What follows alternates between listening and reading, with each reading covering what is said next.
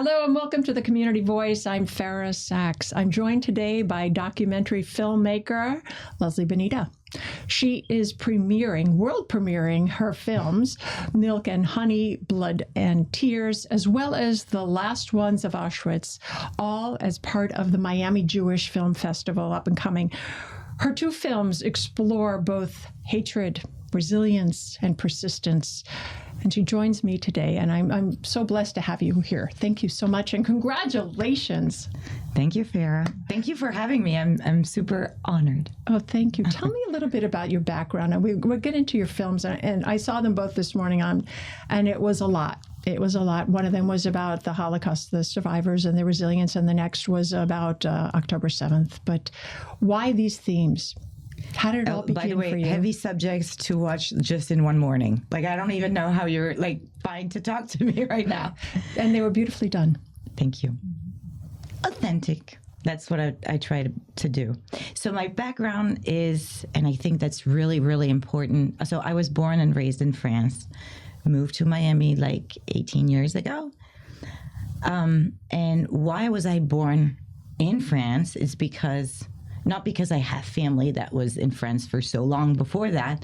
My four grandparents were born in Poland, and they went through the Holocaust. I mean, through it all. Okay. Yeah. So when the war ended in 1945, no country was taking them in. So they were sent to DP camps. And then from there, waiting to see which country was going to take them in. And France did. So that's how they ended up in France, not knowing the language, So I was born and raised in France by 4 Holocaust survivors who obviously had a lot of trauma. My parents would not talk about it. My grandparents would not talk about it. And there was this very heavy silence about that subject that I knew. I can't even remember myself as a kid not knowing about it. But at the same time, I can't tell you that anyone ever sat me down to say, hey, that's your family history. We don't want to talk about it too much, but that it is. I knew. It was very present. And as a journalist, so you have to go deep and you have to start fishing and figuring out things and putting things together for yourself. And then you're making this film about Holocaust survivors. What was that like? I'm not going to lie. It is emotionally challenging. It is also not just emotionally. You have to have a lot of patience and be strong. Also, just to be able to, listen to these stories and you have to have the survivors trust you with their stories. It's not easy for them to tell their stories. It's not easy for me to take them back to a place that was so horrible for them. So it's even painful for me when I have them, in front of me cry. I remember very well a lot of them. David Schachter, for example, we have a picture, I think, of from them all together. So as we get to that, yeah. So David is over there. David was so gracious because he was crying a lot during the filming of his episode, a lot. And I was like, I'm so sorry, David. And he was like, go ahead, honey, do what you got to do. It's fine. At the same time that it's so hard for him, he also knows that this is what we got to do. And this is a story of how many did you interview? And they're local, because some of them I've interviewed too. Yes.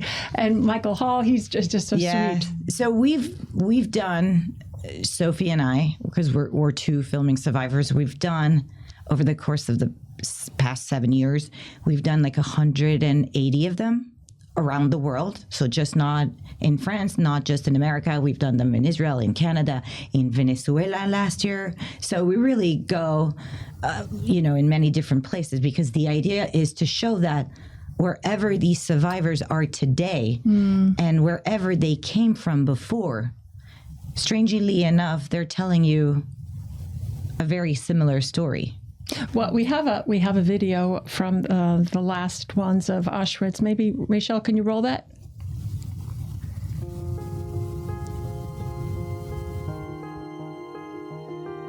C'est là qu'ils nous ont tatoués.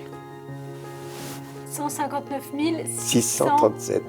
On n'avait pas le droit de dire nos noms, ça fallait dire en polonais 46 645. Voilà. Voilà. Tu te rends compte des années qu'il a déjà? 173 708, je connais par cœur. 76 655. Et vous savez avec quoi ils ont fait ça? Avec un porte-clés. Ça suppurait. Il n'y avait pas d'hygiène. 78 660. Alors moi j'ai le tatouage 174 974. 41, 72. And I was here. I was 10 years old, 10 and a half years old.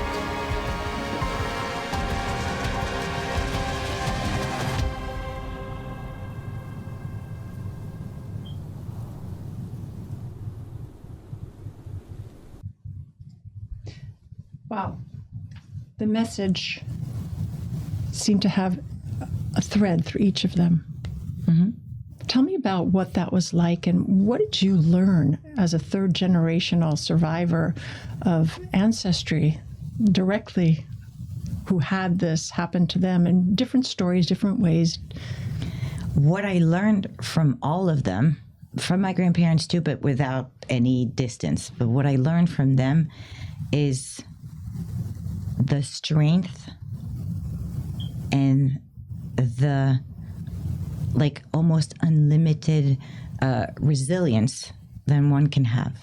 Because when you hear all the horrors that these people have gone through, and sometimes for years in a row, and after all of that, they managed to love, to live, to rebuild, to have children. I mean, that tells you what strength and what humanity and what someone is capable of. This, to me, is very rewarding and very uplifting. So I know it sounds crazy because you're almost thinking, my God, you do this on a daily basis. Like, are you depressed or whatever? I'm not. These people are giving me a lot of hope about humanity, a lot of hope, because we learn through these testimonies what humans are capable of in a horrible way. So what the Nazis at the time were capable of, and we're talking about like people who were educated and all of that, and and you would never think that they could end up doing these horrors. Mm-hmm. And at the same time, so you can see what humanity is capable of in the good and in the bad. But in the good, these people are uplifting me on a daily basis. Did they go into what kept them alive? What was there are a lot of books about this and what's going on in the psyche, the human psyche. Did you get a feeling that there was this common thread between them? Yes. And what was that? They always use the same word, and I don't know if they use it because they really believe it or it's because they don't want to feel, they always feel terrible. Why me? Why did I make it? Why? So survivor's guilt. Survivor's guilt, 100%. So the one thing that they have in common is that they will say, I made it out because I was lucky. Luck. Some call it luck. Some, like the rabbi that you saw, they call it like, Hashem. But they don't say, I made it out because I was brave, because I was resourceful, because I was this or I was that. They always put it on an outside force. Interesting. Interesting. And now, if you ask me, I was going to say, this is a different story. For sure, luck has something to do with it because, like, for those who were in Poland, like my grandparents, the war lasted for 6 years. Mm-hmm. So it's every day you're lucky that you were not taken that day or that day. But what they have in common, they are all very maybe they're not going to like me for saying this, but tough. Like they're strong-minded people. My grandma would say in Yiddish, a bitterstick, like, strong-minded people. Like they have a goal, we're going to make it, and they would stick to it. And a lot of resourcefulness, very, very often. I've heard stories that were like incredibly inspiring and also like chilling. Like, and I'm going to stick to my grandma's story, but she would say like, you know why I made it out? Because she would be upset at me if I go out with the jeans and not like, she'd be like, it's very important how you look. And I would be like, Grandma, who cares about what you look? What matters is what's inside of you. And she'd be like, no, you know what? I survived also because of the way I looked. So because she was starving and hungry and not, fed well, obviously. And she would say, well, when you have the best selection, guess what? You need to look good. She meant healthy. So she would pinch her finger every morning with like a splinter from her bed. She would bleed a little bit and enough. Put it on as rouge. She would put on, lipstick so that she wouldn't, and here, so that she wouldn't look unhealthy. Isn't that interesting how your interpretation of what that meant and what she did to survive was completely different worlds apart? 100%, because we think like we think today. We're so open-minded. No, the inside is so much better than what you see in appearances and whatever. And in her case, she's like, well, hello, I'm sorry, but not always. When you're documenting these stories, how long does it take you to put it together? Is it hard to watch the footage? What is that process like? How long does it take?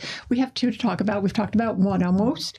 But what is that process for you? Do you like sit and look at it and just go into the situation? Do you have an end that you want to get to? Is there a message that you start with and you hope to get to tell your story? What goes through your mind?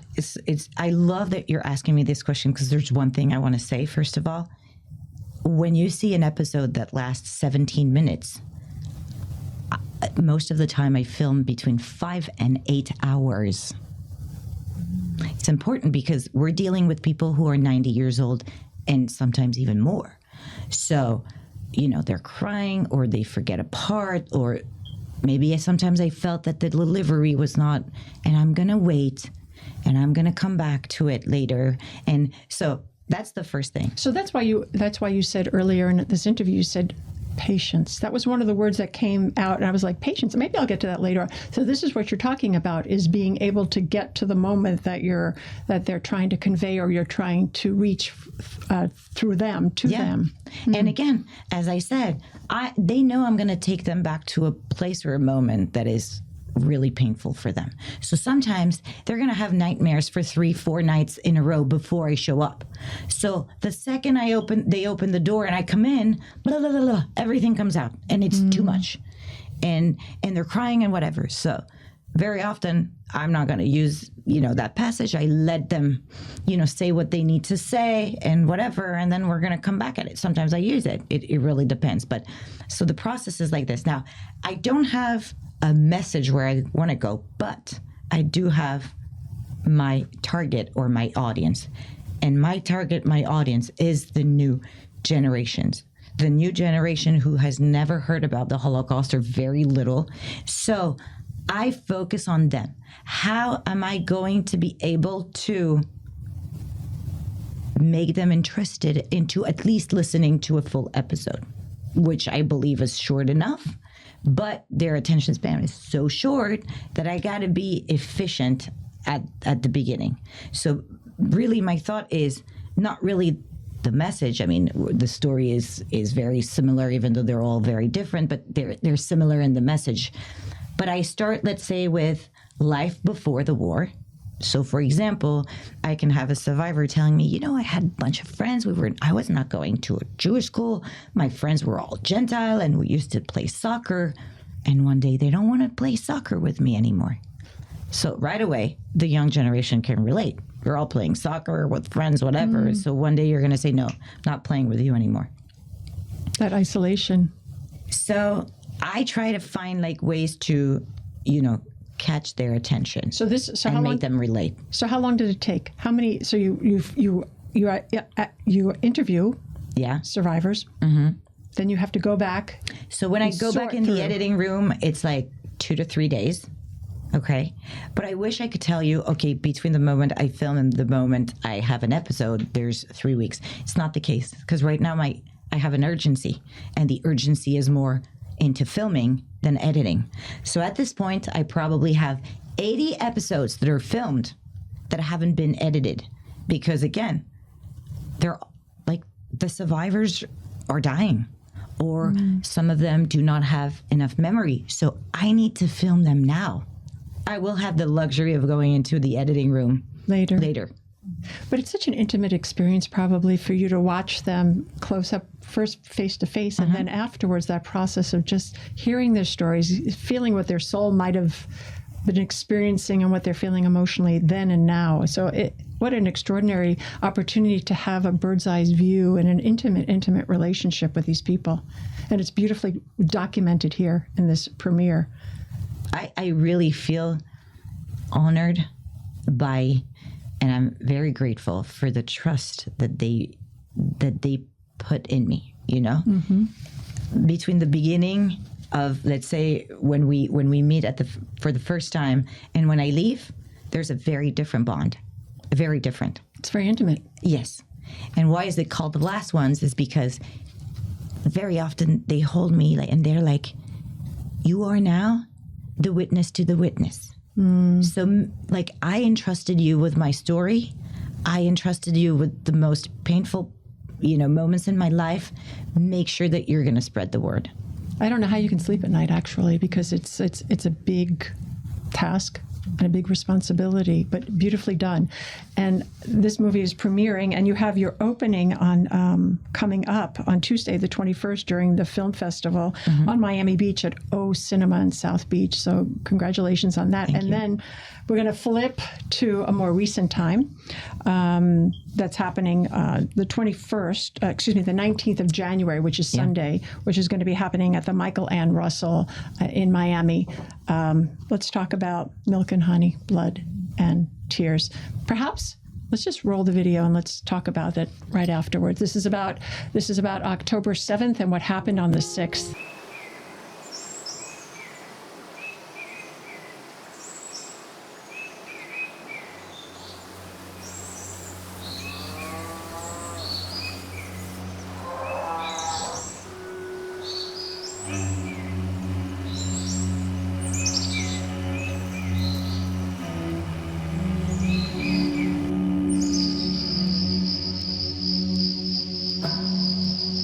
I was born in a single night at the end of Yom Kippur in 1946 in the middle of the Negev desert.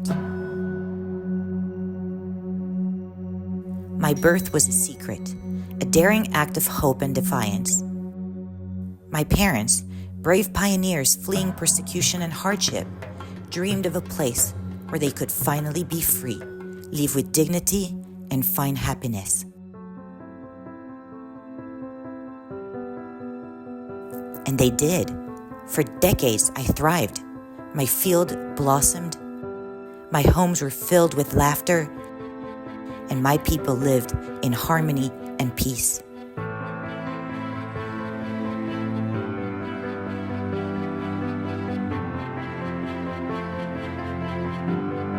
I grew up surrounded by the beauty of shared labor and mutual respect.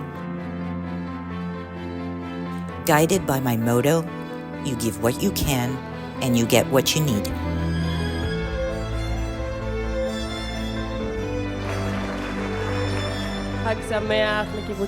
On October 6th, we celebrated my 77th birthday. זהו, תודה רבה וחג שמח ושבת שלום. But the very next day, my whole world was shattered.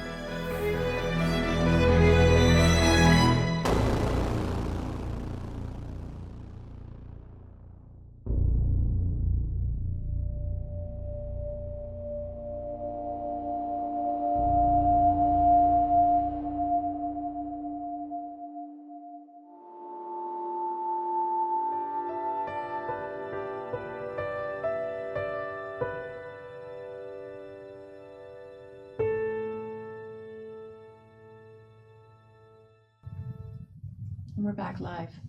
Extraordinary. Extraordinary. Riveting, moving, hard to watch. Tell me about the process for Milk and Honey, Blood and Tears. So I'm very involved in the community in Miami and with the Greater Miami Jewish Federation. And in 2023, I went with a very, very few group, like a very small group of leaders to the very first mission in Israel after October 7th. So it was beginning of November. And we went to different places and we ended up in kibbutz Be'eri. And I saw the devastation there. And I met with a few people from kibbutz Be'eri. And I think that day when I was there, I really understood and grasped the concept of bearing witness.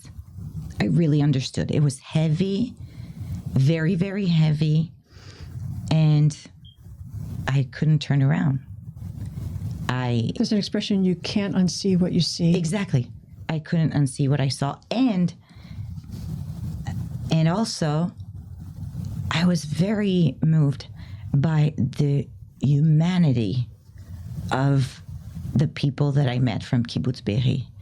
And I thought, I have to honor their values, which are coexistence and peace and humanity, as I said, and I have to help them. Like, I have to tell their stories the way I've done with Holocaust survivors. I have to make sure that people are going to hear these stories. Because I think that you say a lot through personal stories. You probably learn more from personal stories that you will learn from, obviously a history book, but this is not in history yet. So, you reading a newspaper, or I think you can relate and understand better. So that was it. I went back to Miami, and 10 days later, I was back with the camera in Israel to start filming in November. Wow. And were they open? They seemed very open. They were gracious in their story, and they're simple people. They just wanted to live in peace side by side with their closest, they thought, allies. They're all the real old school kibbutznik. Okay. Well, tell our audience what that's like. In the sense that they're what is like a kibbutz? What does a kibbutz do? So a kibbutz is like a community. If really you look at it the old-fashioned way, which at this point in Israel they're not so many. This one works the old-fashioned way. So it's a community where everybody lives together. You don't own anything. No one owns anything. It belongs to the kibbutz.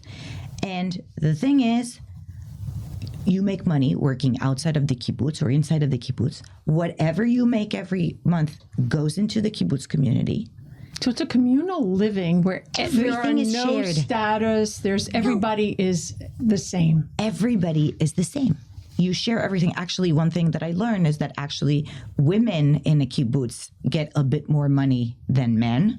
Okay. Huh. Yeah, I loved it. Sign me up. Yeah, I loved it. What was the reasoning behind that? Well, the reasoning is a bit like, but they were explaining, women, like, let's say we need to get like extra things. So women who have, like, let's say their period, whatever, they need to get stuff, or they consider that if you're going to go and get waxing, or if you need to get your hair color done, whatever. But my point is, they consider that it's normal that women have more money. Okay. And they go with a sentence in this kibbutz, which is you give what you can, whatever it is, and get what you need. I love that. That stuck out in my mind throughout the whole time I watched it. And so it's amazing. They live with this. It's idealistic. Like, really, it's an utopia almost. What were they like when you showed up 10 days after this major, horrific experience? And how long were you with them? And was there a change? Was there a change in paradigm, or their thinking, or their belief or acceptance when you left? Was there any kind of natural progression for them in the stages of grief? Yes. And as you said before, like, they seem to be very open, and they are to me. So when I went the first time with Federation, it was very organized, like a mission, whatever, very organized. And, they were showing their kibbutz, like other places were showing the devastation because they wanted us to relate it in America. And also they needed to raise money. Now, when I'm back by myself, it's a different story. I need to explain why and what I'm trying to do. And here you are working and speaking with the different people that you work with. Yeah. So, and I need to explain this. And very, very soon, that's Lutan, very soon after I started filming, so in December, Kibbutz Be'eri the whole community decided to close the kibbutz to people coming in because they didn't want to feel like this is a zoo. A very few people were back living there and some people were working there and they were like, enough is enough. This is not a zoo. We've opened the doors. So my point is, today is really hard for any journalist to go in there. I had to be very, I kept in touch with all these people constantly, even when I was in Miami. I went there. I went back every month or every other month. When I was there, and this is why we're so close, I was staying among them. I was sleeping in Kibbutz Be'eri. Do you speak Hebrew? Ksat. That means a little. But it's good enough that, But they felt your heart. And I think they really did. And they really realized, I told them, I'm going to take my time. I am not here to do hot news, whatever. I want to follow you on your journey through everything you're going to have to go through. So it's healing, rebuilding, things evolving. And I think they felt that it was really a labor of love. And again, and they also saw, like, when I was staying there at night and bombs were falling and my the windows of where I was staying was shaking, I didn't go. I was not like, hey, I'm going to be back when things are going to be quiet. I knew I was exactly where I needed to be. Were they scared? Were you scared? Does fear come into this? No. I wasn't scared. My mother was super scared. But she was here. She's in France. She's in France, of course. I'm like, this is so much more scary right now in France to be a Jew than to be in the border in the envelope of Gaza, for me.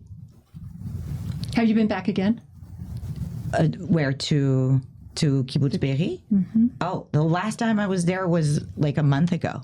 So I keep going back and forth. And again, this is, I believe, still a work in progress, because with the deal that is on the way right now, Kibbutz Be'eri, I hope that all of the hostages are going to come home. And at this point, there are 98 of them still held in Gaza. We know that from Kibbutz Be'eri, 6 of the hostages are dead hostages. 3 of them are supposed to be alive. From Kibbutz Be'eri, I'm talking. So we have Eli Sharabi, we have Oad Ben Ami, and we have Tal Shoham. And my hope is that I can go back filming in the next chapter when telling their story, when they're back. Not just telling them story. The last 2 I mentioned, I am following some of their family members. So we talk about them. We talk about Oad Ben Ami throughout the film. We talk about Tal Shoham throughout the film. I hope, I already spoke to one of the cameramen I'm working with in Israel. He already knows that Sunday he has to be ready because this is what I'm Here we go. really hoping for. There was a last picture that we showed of a vigil and how the country came together. Rachel, can you pull that up again?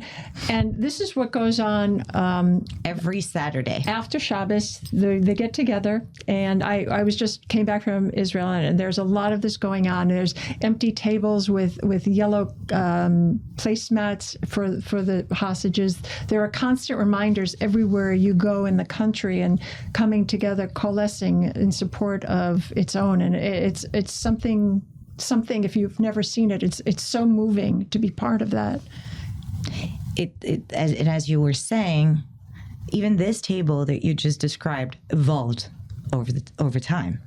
And you see it in the movie. You can see the hostage square at the beginning, how it evolves. This is so powerful. I don't even know if I was able to capture in images the number of people and the support that they bring to the hostage families.